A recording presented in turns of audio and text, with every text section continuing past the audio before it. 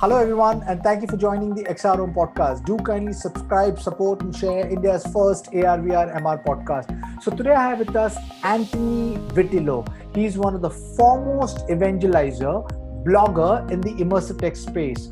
His blog, The Ghost Howls, is like a reservoir of knowledge if you want to keep yourself updated on the latest happening in the AR/VR space, the startup industry, the market opportunity, or the potential of what AR, VR, and MR could become in the near future. I wish you enjoyed this conversation. At this point in time, you're more of an evangelizer and influencer. Though you're a developer, you've been part of Emotion AR. Now you have a blog post, you have a consulting company. So tell me, what's the story? You've been one of the early movers, right? You started in 2014. Actually, I didn't know I had interest in augmented reality before, in the sense that before I called it computer vision, I made some experiments with an augmented reality engine done by myself, very terrible.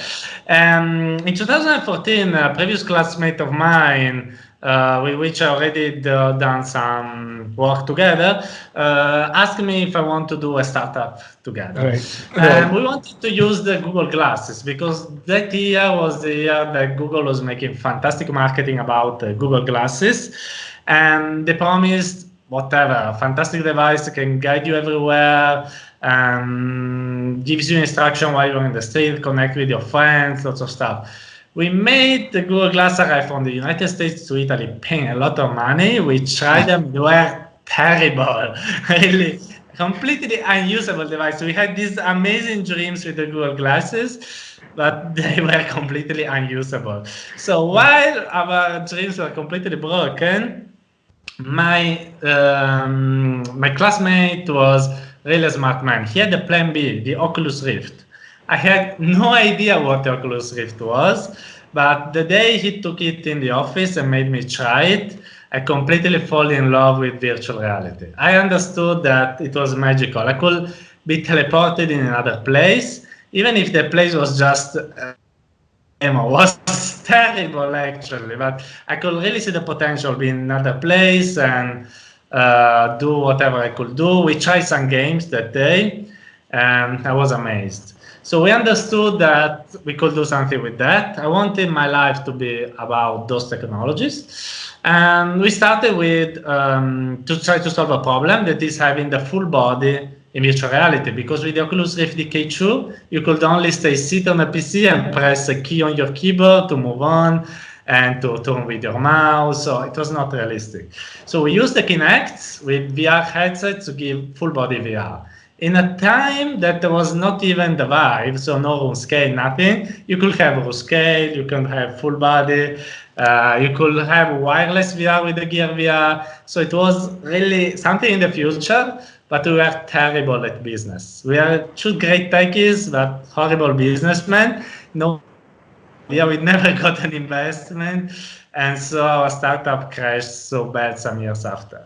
But this story is not so sad, because in these 3 years of adventure, I've learned so much about VR.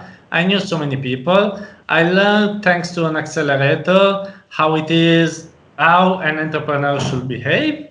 And in 2016, to start marketing for the startup, I started my blog that soon became something completely different from my startup, so completely separated. And then, from my expertise, I started in 2017 this consultancy agency with a guy that I knew while I was doing my startup stuff at Emotional. And so now we're trying to offer consultancies in AR and VR. So both business consultancies, a company comes and wants to understand what VR is. Both development consultancies, that is, I want this product and we develop it. And at the same time, since we don't like to only stuff for others, we're developing something of ours that is a mixed reality game called Hit Motion Reloaded. What try to do too many stuff together, because as you say, I'm a blogger, I'm a developer, I'm an entrepreneur, etc. I do lots of stuff, I do nothing in a good way. But I want to do everything in this field, and I love being in AR and VR. So maybe my advice for people listening to you is that try to do one thing and do it very, very well. But you know what I mean, whatever you're doing, I think you're doing brilliantly, and I think that's the reason you're being you're being seen around the world. So there is definitely something that you're doing right.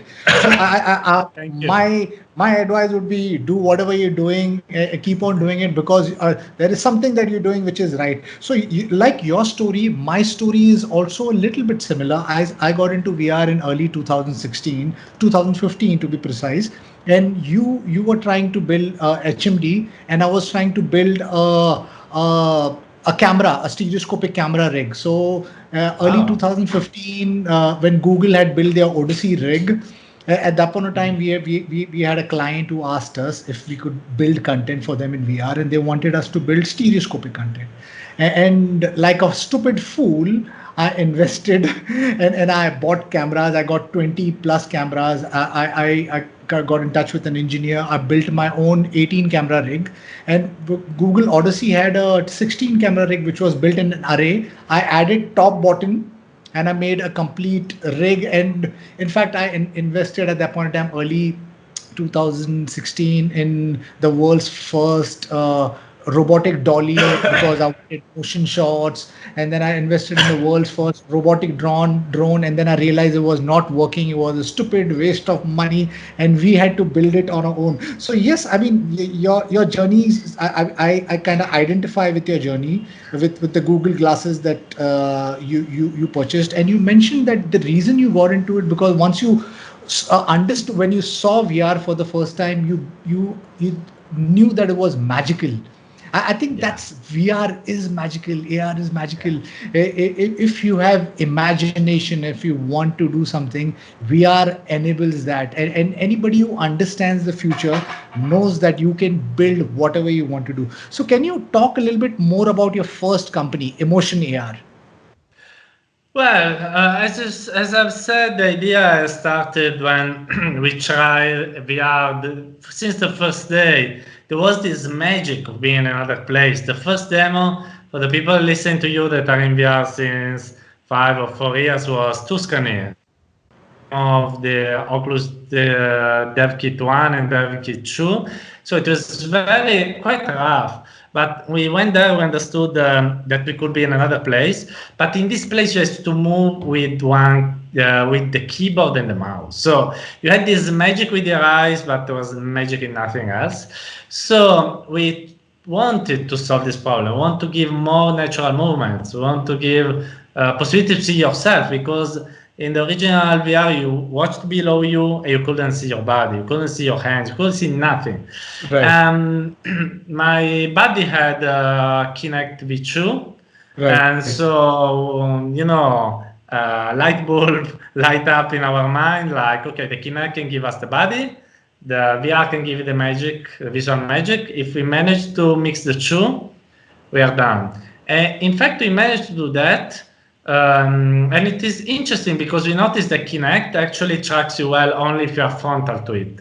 So we understood that to have a full 360 tracking, we needed at least 3 Kinects. So we made a system to connect various Kinects together, and then made these full body skeletons talk with the VR software. So you could build application that you could see your full body avatar, and you could also walk in place to walk in VR.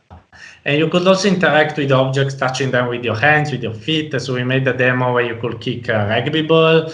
It's something that, as someone says, I still can't see in VR now, because there are systems with vibe trackers, there are full body shoots, but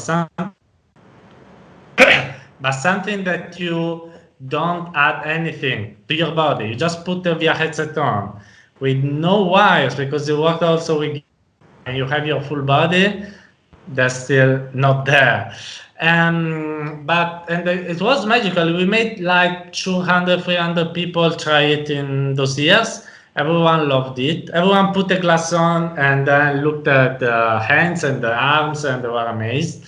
But the problem, as I said, is that we thought at the beginning, we made 2 problems. So if someone wants to start a company that is listening to me, we made two big problems that you should avoid. The first one is that thinking too much about the product. That is, you think that if the product is good, it will sell well. And the answer is no. You have to do marketing, marketing, marketing. Usually mentors say 50% marketing, 50% product. Otherwise, no one knows what you're doing. The second one was that we were trying to ship a product that was completely working. So it was a stupid idea because actually you have to make a proof of concept, a working prototype, and put it on the wild to get feedbacks, to get interest, to attract investors. Instead, we showcase some videos, making, okay, we will ship it later when it will be ready. And while we waited it to be ready, the Vive came to the market with its fantastic controller, its fantastic room scale. Later came the trackers, and it was too late. So these are two problems we made. The third one actually was that we didn't ask anyone if they were interested in it, because when you go to an exhibition, everyone makes you compliments. Whatever you showcase, it is good enough. But compliments, you can't buy stuff at the supermarket with compliments. It's not like money. If I had €1 for every compliment I received in the last 5 years, probably I would be more rich than Bill Gates. Actually, I'm in the opposite situation of Bill Gates, because what a startup must do is build a product that people want to pay for. We didn't ask if people weren't interested in paying for it. So not just, okay, will you pay $3,000 in hardware between Kinects, mini PCs, cables, routers, etc., to have full body VR? Probably the answer would have been no. And so we should have been stop the business or pivot towards someone else. But when we realized this, it was too late. So this is my advice is, if you are to take it like me, maybe it's better to partner with a businessman that just thinks about the money and makes you see what is the right mindset. Right. So you know what? Yes, I mean, rightfully said. I mean, when you build a product, you have to build a product which people would want to pay for.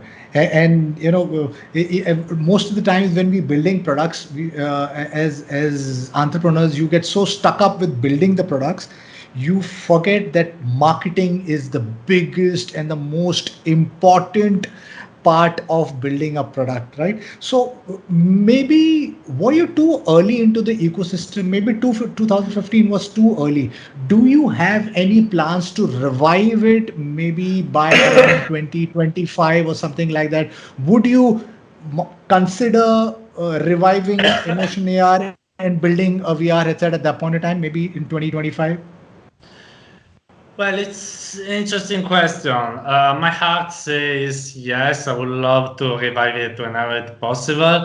My brain saying it is difficult for once, because my partners in the venture now are doing something else. The second problem is that probably I've realized after all these Facebook connects and such, that if there will be viable solutions, companies like Oculus, like Valve, like the ones providing headsets, probably providing a full body solution. Facebook is already a full body tracking solution working on the phones. Google has something like that working on the web. They're just not ready for VR yet. But if you wait till 2025, 2030, probably there was this company making full body VR solutions. Now there is the possibility to make something that makes some money, like for instance, Driver for VR now is doing something like that.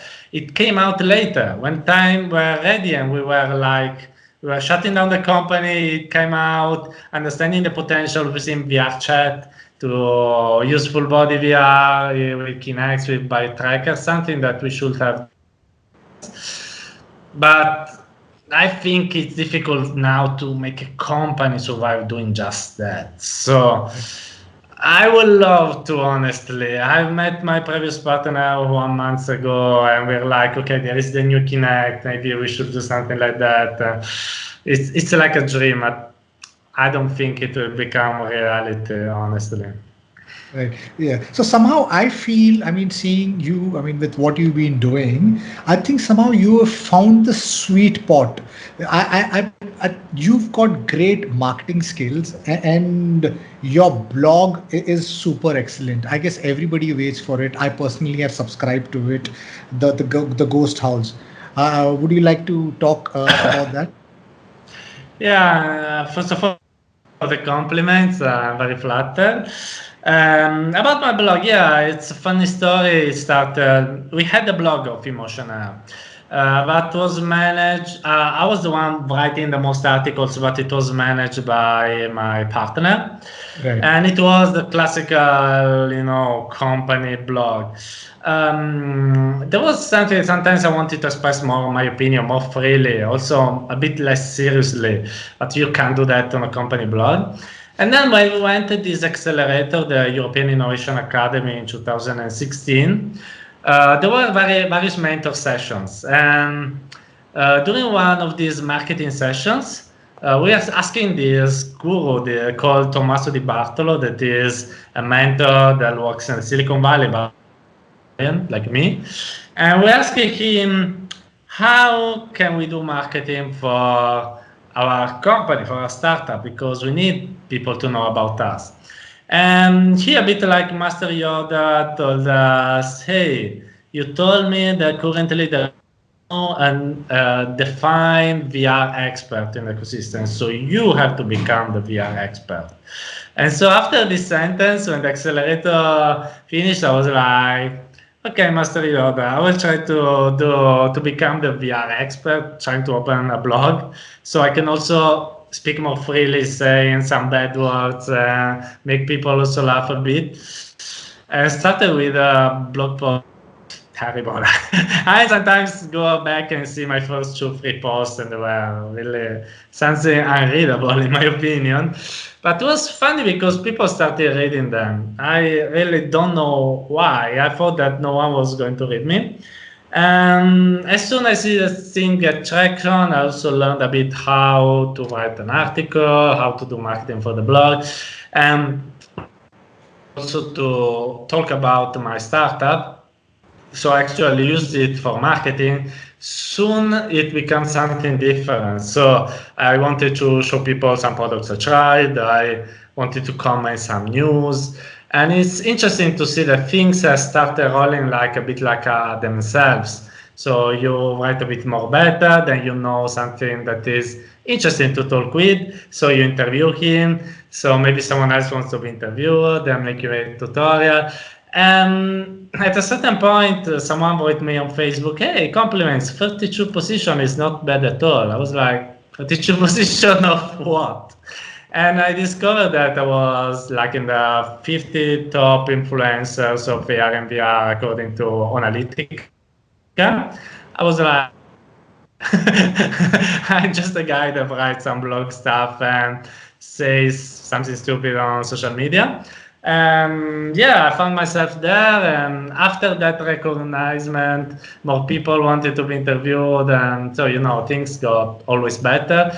In the end, I still don't know how I finished here, but I'm very happy because this let me connect with lots of people. I was at an event in Belgium last week. I met with lots of people of the communities from all over Europe. 2 months ago, I was in China. I met some people working there. I'm connecting with lots of people. I'm connecting with you also thanks to my blog, my social activity. So this is what I love the most, talking with people. And actually, I think that these people are what are teaching me really a lot. So if people say that I'm an expert, it's because talking with so many people, I'm really learning every day so much. So it's really great.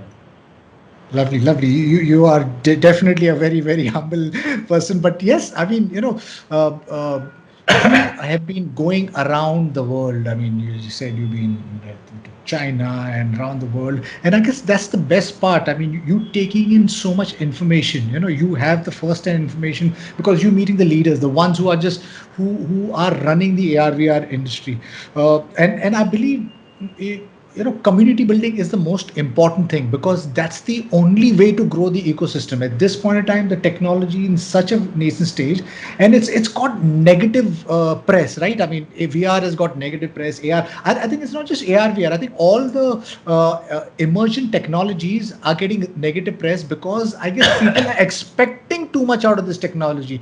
They do not understand that we are at the cusp of the fourth industrial revolution, with where all of these technologies, not just AR, VR, MR, even artificial intelligence, nanotechnology, IoT, blockchain, when it matures in another couple of years, it's definitely going to impact humanity in a very, very big way.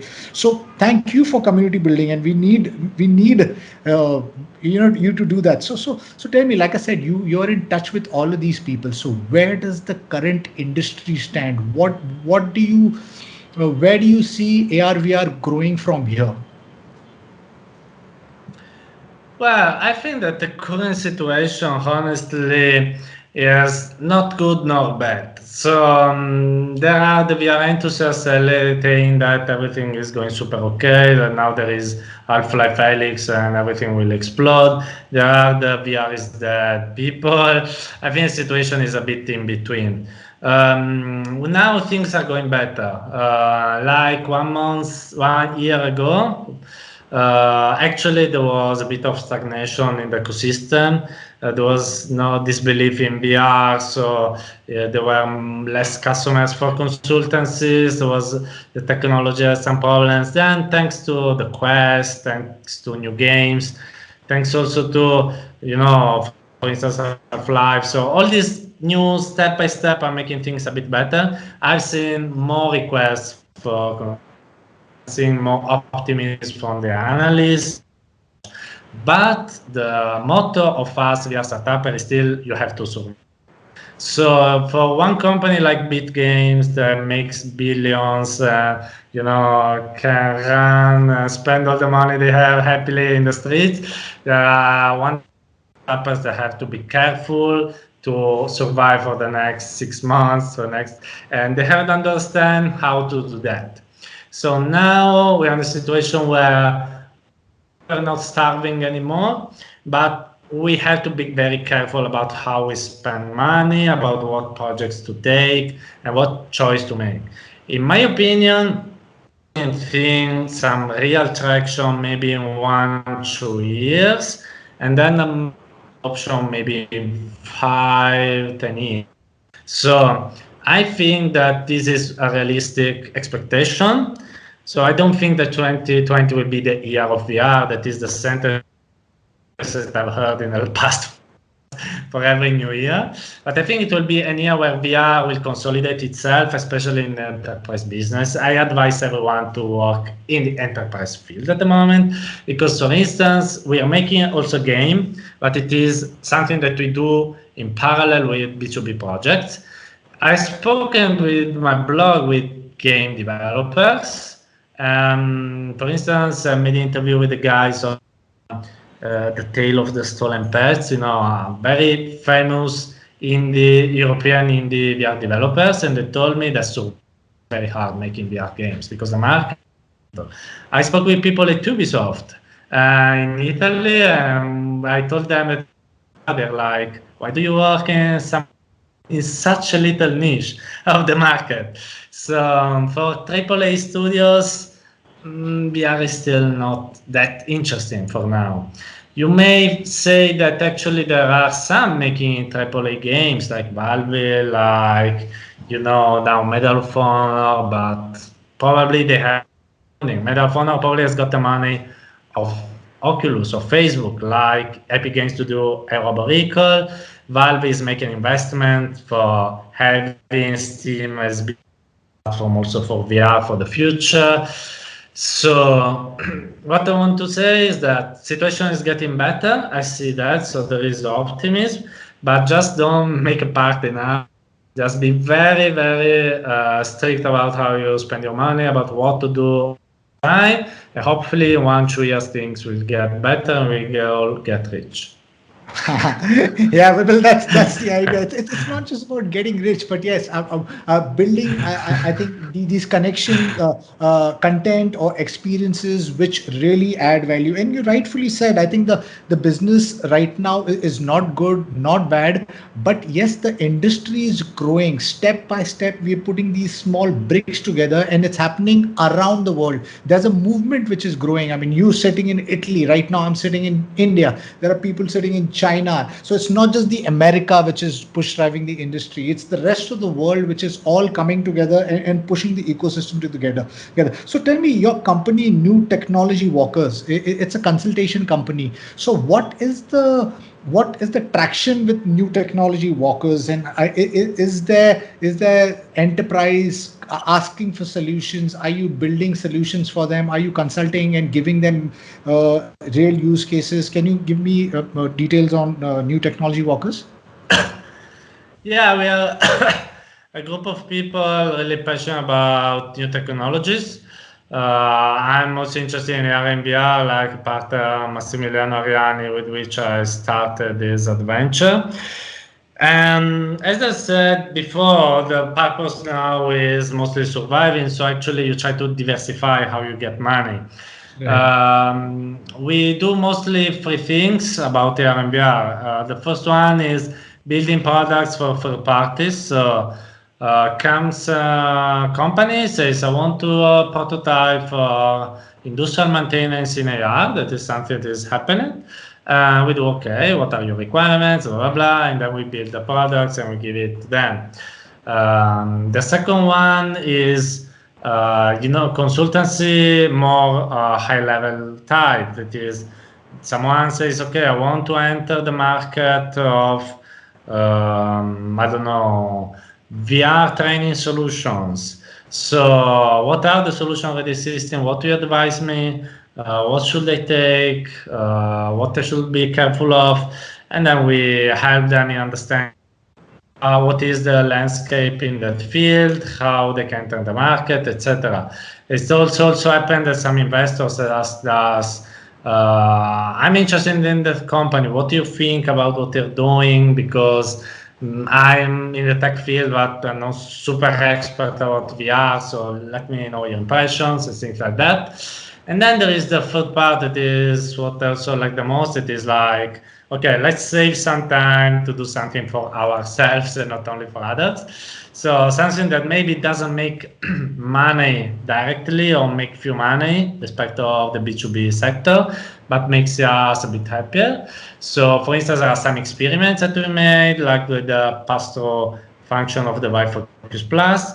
Now there is this fitness mixed reality game always for the Focus Plus called the Hit Emotion Reloaded that we've built in the last months, also with the support of HTC, and we showcased in China 2 months ago.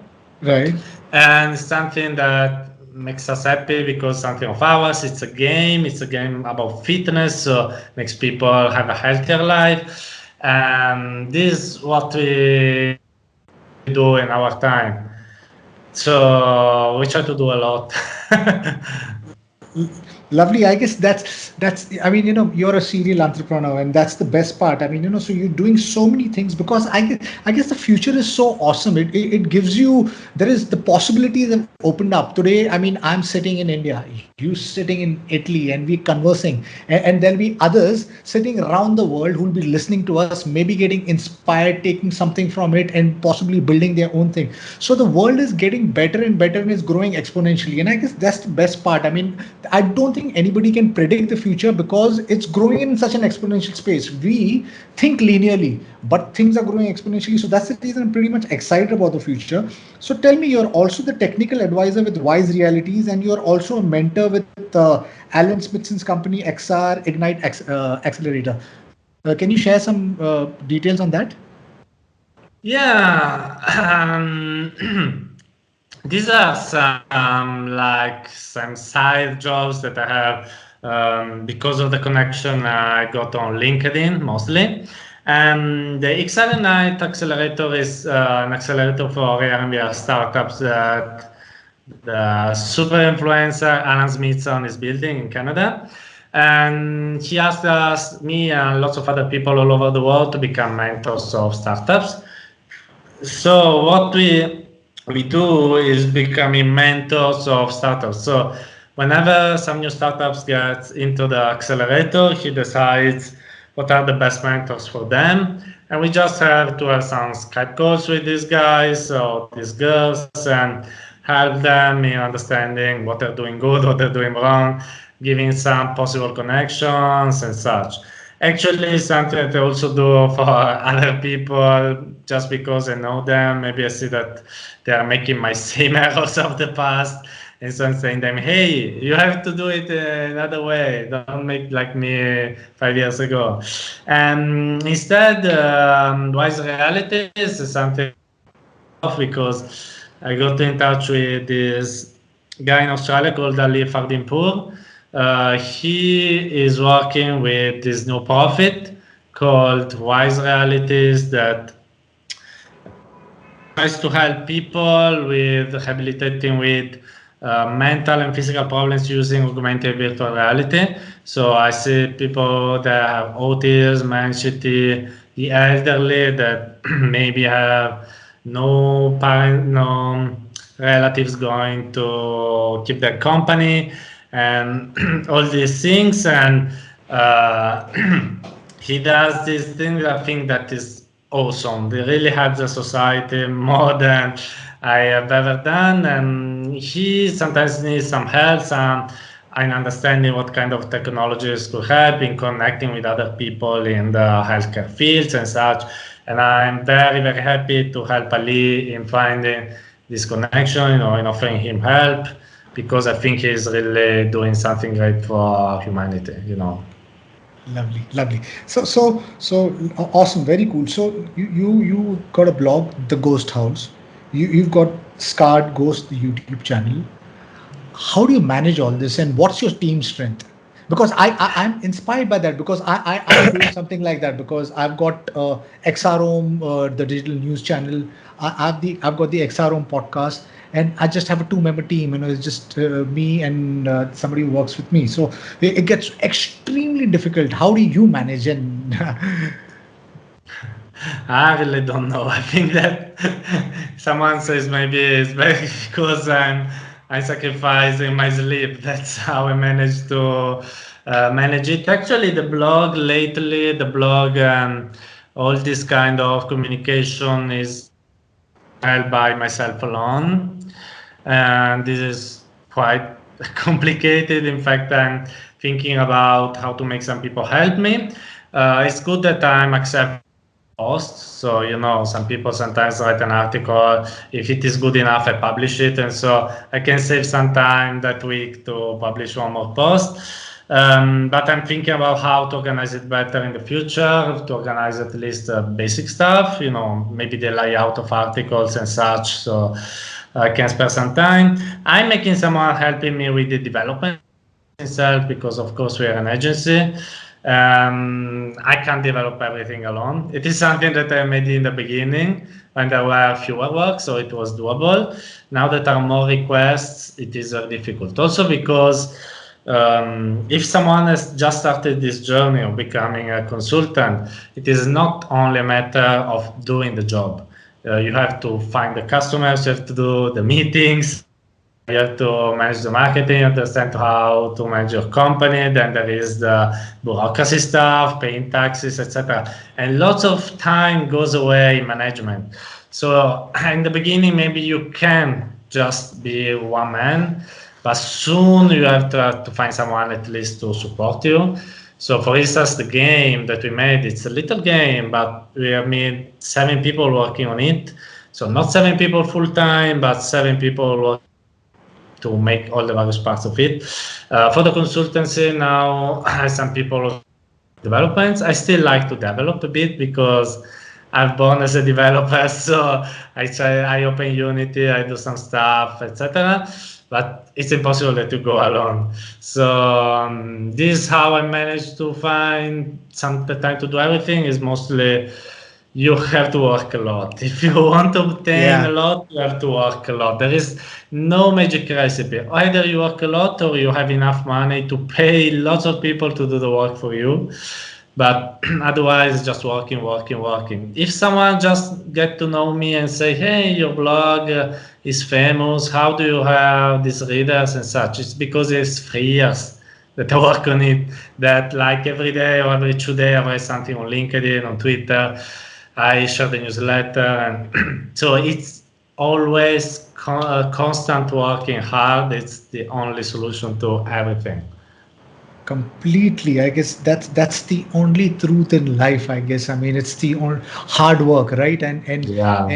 when you're driven and you're passionate, I guess that's when you can do that. And only hard work will take you to your destination, wherever you want to go. And I do believe. I mean, yes, being a startup, and it's very difficult. And yes, like you rightfully said, the industry, AR/VR industry, is not too good, it's not too bad, but yes, it's looking very good. So when I meet startups, I advise them that think about it with a long-term vision. Understand that in another maybe 5-10 years, it might get ubiquitous if we all come together and push the ecosystem. Because I see that the 2D platform is going to die out, and we're going to enter the 3D spatial computing. Maybe it's going to take 3 years, 5 years, 10 years, but it's the future.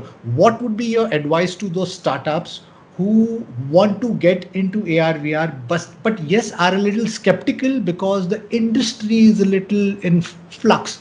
What would be your advice?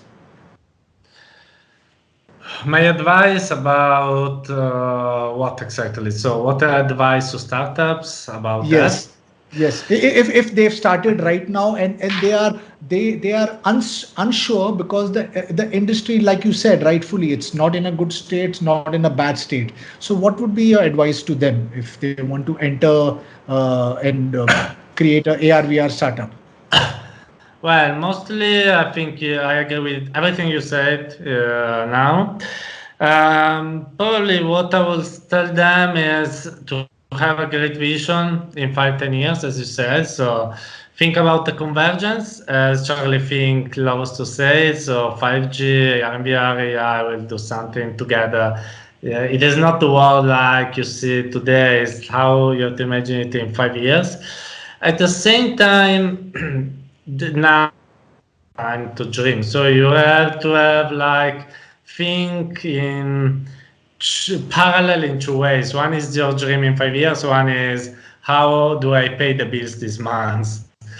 And this is not easy to do. I have to say that I have still to learn a lot about this because in some moments I'm doing too much, in some others I'm too practical, and so I focus too much on the present.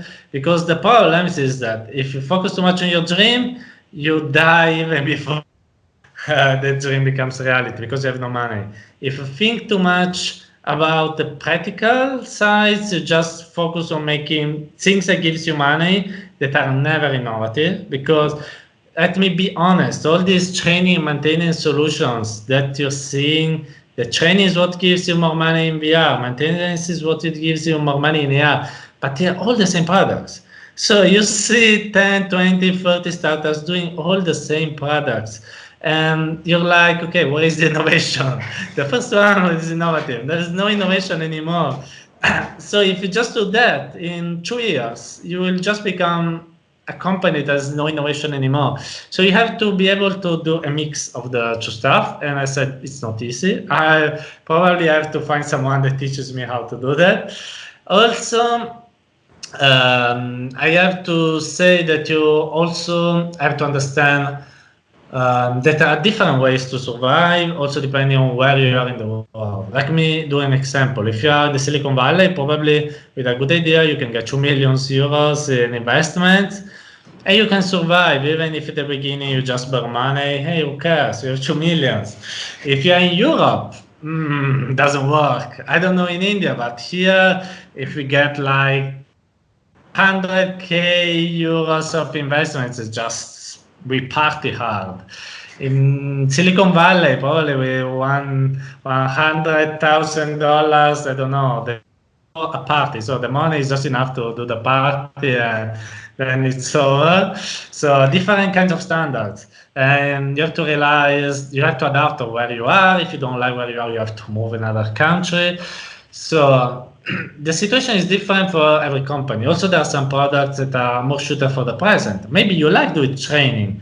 Maybe you have an innovative idea for training and you can start now and making money immediately.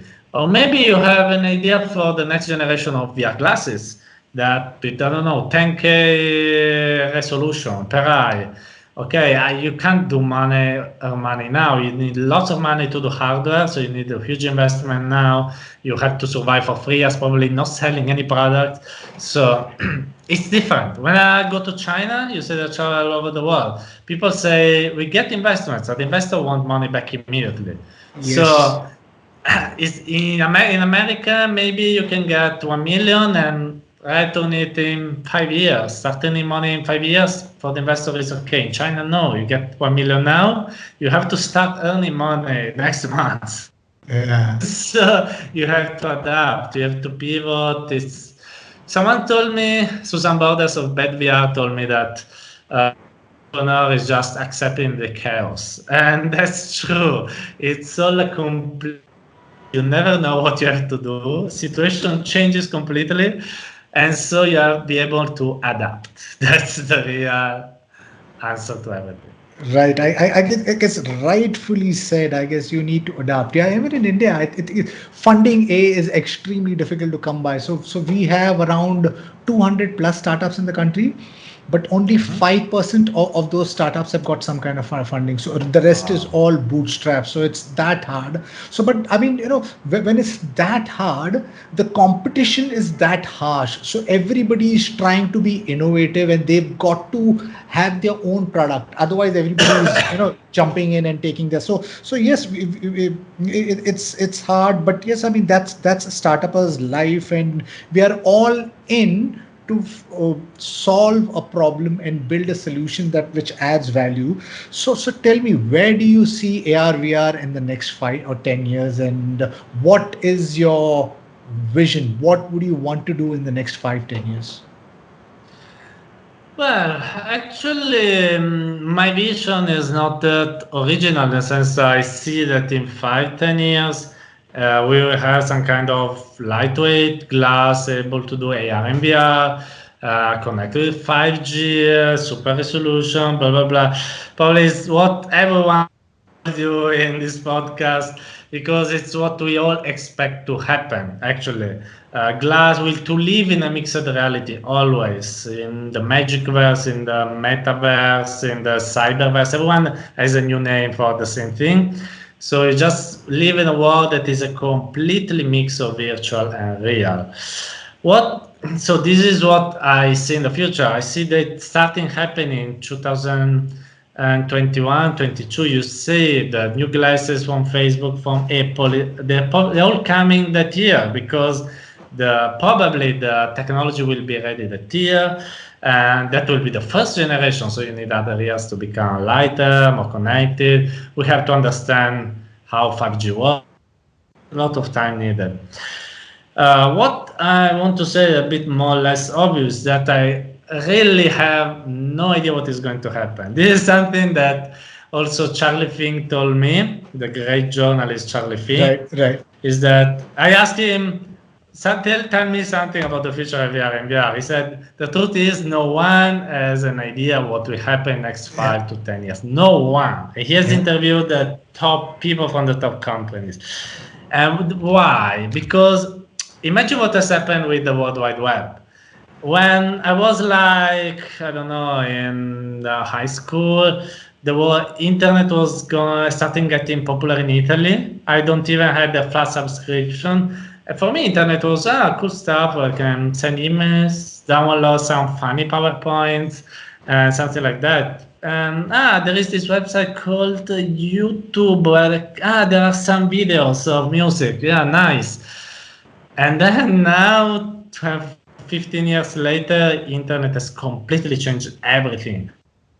No one was expecting. No one was expecting we'll live with a phone constantly in our hand. No one could believe that our life will be on the web. No one would believe that we could all be so connected. I think that the interesting stuff in that 5-10 years, something like that is going to happen. We can't imagine it because at some point we have some idea that somehow it will explode and will change everything. And we can't predict it because if I could predict it, probably I would start doing it and become a billionaire. No one had idea that Facebook, YouTube could have changed everything. No one, when Facebook came out, could imagine that social media will disrupt everything, thanks also to the phone. And that's another idea of convergence. So, mobility with the internet together to create something new. So this is what I want to say. I have no idea what will happen. I know that something will be disrupted completely thanks to these technologies. At the same time, fascinates me and scares me. Right, completely. Yes, I mean, rightfully said. So the last question of the day. Technology is growing in an exponential space, right? 5 years, 10 years down earlier, we could hardly build photorealistic content. I mean, we were doing 2D content and was decent. Today, we are coming close to building photorealistic content. With haptic feedback, we are coming to a point where we can simulate maybe all of five senses, right? We sense our entire world with the five senses: sight, sound, touch, smell, taste. With the computing growing exponentially, maybe we'll come to a point where we'll be able to not just build photorealistic content, but build virtual reality content where the lines of reality might start getting blurred, right? And I'm just talking about maybe like 10 years or 15 years down the line or 20 years down the line. What happens post that? Now, what happens maybe 50 years down the line? There is this thought floating around in the world that maybe we are living in a simulation because we came out of atoms. We came out of atoms which collided, which has expanded into 13.8 billion years, and it's still expanding. And we came out from atoms, right? Are there chances that we can create content or a virtual reality experience and put us back into the atom?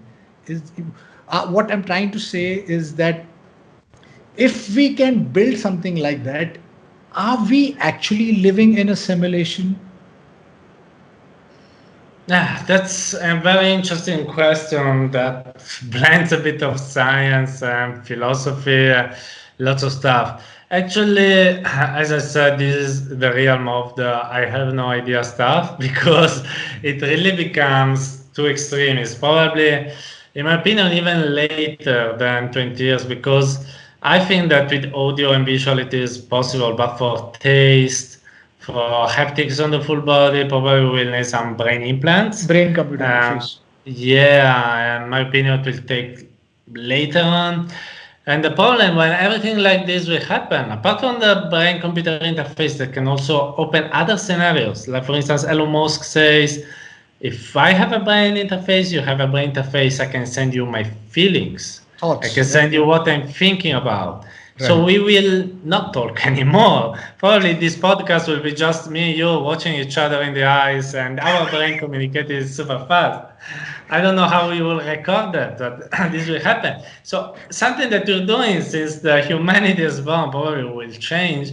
And so we're trying to think something that is even too big for my mind or whatever is really completely change of everything. But I agree with you that probably, I hope that we'll reach to that point. But once we reach to that point, everything, the meaning of reality will become so blurred that the consequences will be so enormous that really I can't think about them.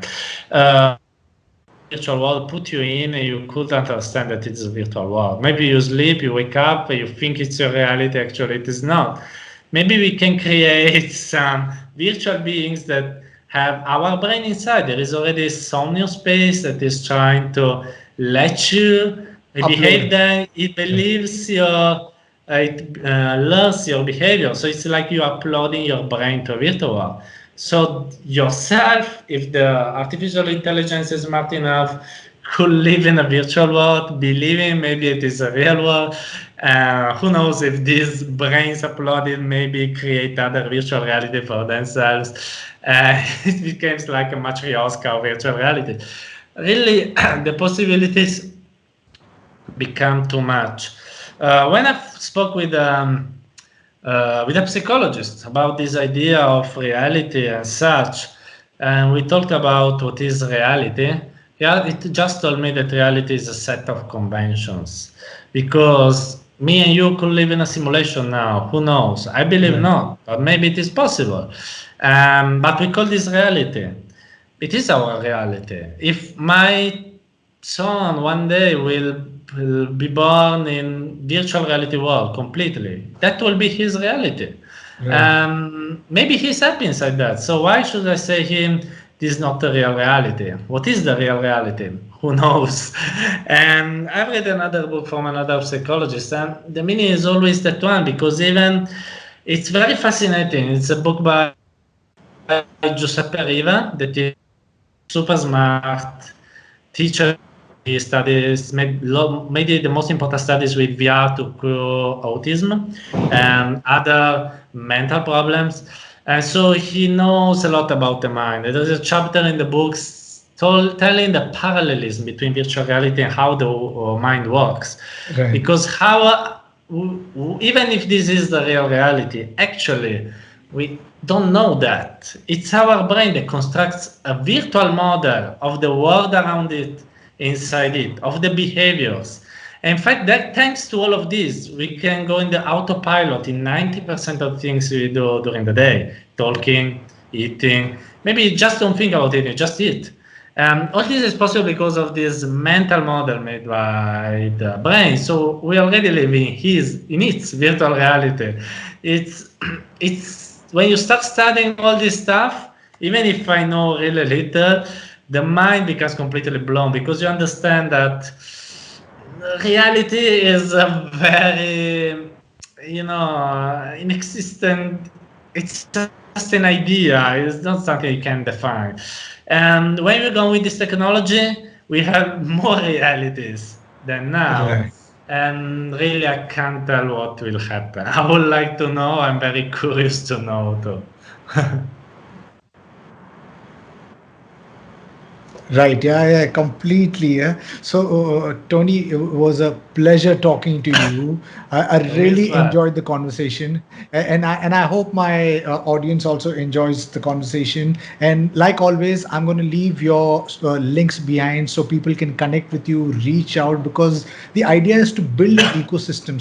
So people like us, you, me, and the others around the world rally together and build an ecosystem which push drives adoption of this technology, which I believe will change mankind. So thank you for being part of XRM podcast. And to yes, please, yes, please. Since you just talked about this ecosystem, etc., I've seen that the most smart people in this ecosystem, like for instance, you are working to make something together. There's no sense to make the war between us now, because there is no market, because the technology is a problematic state, etc. So I think it's very important that everyone in the field tries to help each other. That doesn't mean to create problems for your company by helping others. But if you can do even a little for everyone else, that's important enough. Helping people that just need an answer to a question. Make some connections to people that could help each other.